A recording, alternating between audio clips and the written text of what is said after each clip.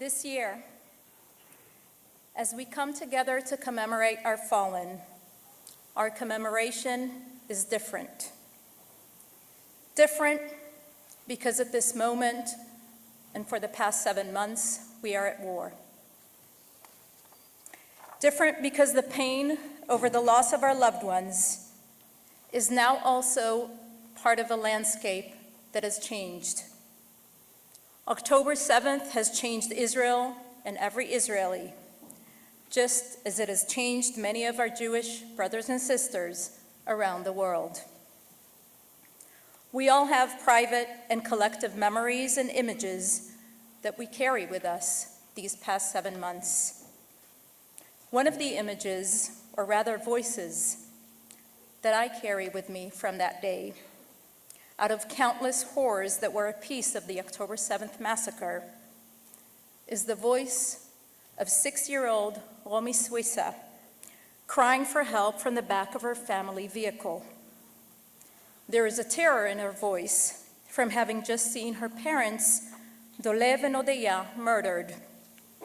And in what is still a battlefield near the police station in Sderot, with terrorists constantly firing around them, she asks the rescuer who opens her car door, "Atem shel Israel?" which in loose translation means, "Are you on Israel's side?" When she is reassured that yes, the rescuers are on Israel's side, she asks to be taken from there and says, "I'm here with a baby," pointing to her 3-year-old sister, Leah, next to her on the floor of the car, both now orphaned by those who are on the other side.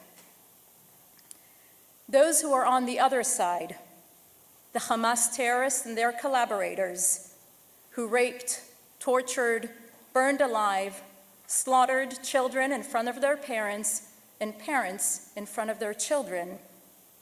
These savages brought back the collective memory we have from 8 decades ago, from the savage German Nazis and their collaborators.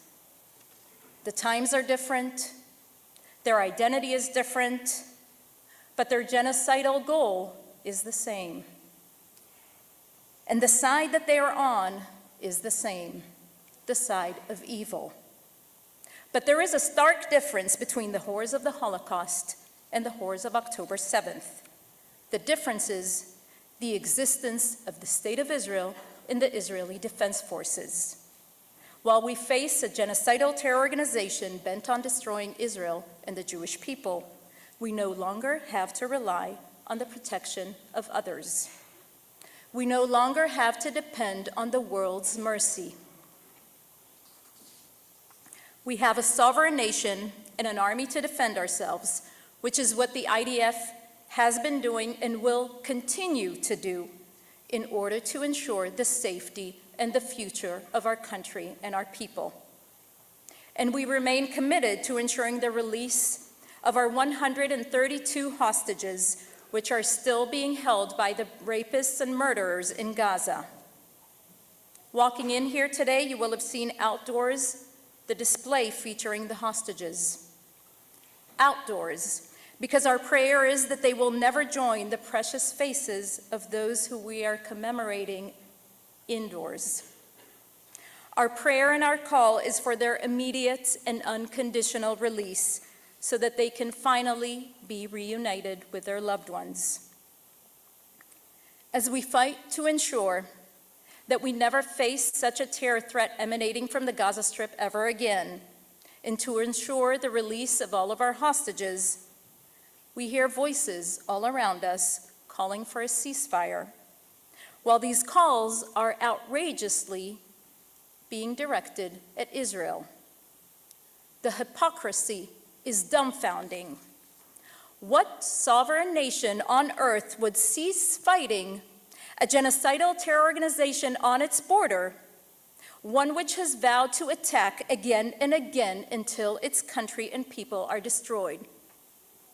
A ceasefire before Hamas's military capabilities are destroyed, a ceasefire which will leave Hamas in power, would not only mean ongoing security threat to Israel and continued fighting, it would also be detrimental to the Palestinian people in Gaza, leaving them under the rule of an oppressive terror regime that is committed to the destruction of their neighbors rather than to the building of their children's future. The calls for a ceasefire should be directed at Hamas to surrender, to lay down their weapons, and to release the hostages. As we fight for our continued survival these past 7 months, almost every Israeli home has stepped up and said, Hineni, I am here to fight for our country and our people. The percentage of our reserve soldiers who have without hesitation shown up to fight and defend Israel exceeds 100%, because there are many who, without even being called, simply showed up, ready to put everything aside and join in the fight for our existence and our future. That is what being on Israel's side is about. We will do anything and everything for one another, for our joint future. We will do anything necessary to protect our freedom, to protect our regained sovereignty. We know that war is brutal and horrific, which is why our choice has always been the choice of peace. But when attacked by those who seek our destruction, we will unite and fight until they can no longer pose a threat. We do not need to explain ourselves to those who are criticizing us for defending ourselves, for fighting back against evil. We will not apologize for defending ourselves. We will not apologize for fighting a war that we did not choose, but one that we must win. The unacceptable alternative is to continue being slaughtered. The only ones that we need to explain ourselves to are those who have given their lives for our country and people so that we could live, so that we could continue their legacy, our people's legacy. And that is the most sacred duty that we have. Ensuring the continued survival of our country and people is our eternal commitment to all who came before us, to all who sacrificed for us, so that we can continue writing the story of the Jewish people and bequeath it to our children, who will continue the story of pride, bravery, and resilience of our people. This evening, a day before we begin celebrating Israel's 76th Day of Independence, we remember all those who have paid the highest price in order to make the miracle that is Israel possible. We honor the memory of 25,040 fallen soldiers, men and women, who have fought to protect our independence and our continued survival. And we honor the memory of 5,100 Israeli victims of terror in Israel and abroad. We remember today that the miracle of Israel's existence, the realization of the Zionist dream and vision of the Jewish people returning to our ancestral homeland and regaining sovereignty and control of our destiny, the amazing country that we take great pride in, has come at a great cost, at the heaviest price of our people's sons and daughters. It is thanks to our fallen heroes to whom we bow our heads today that we are able to celebrate our sovereignty and to hold our heads high every day.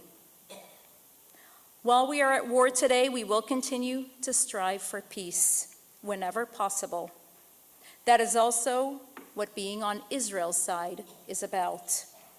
Psalm 34:14 in the Bible tells us, "Bakesh shalom v'radfeu," seek peace and pursue it. Israel remains fully committed to the continued pursuit of that goal, while we will also always remain prepared and determined to defend ourselves against any threat to our state and people.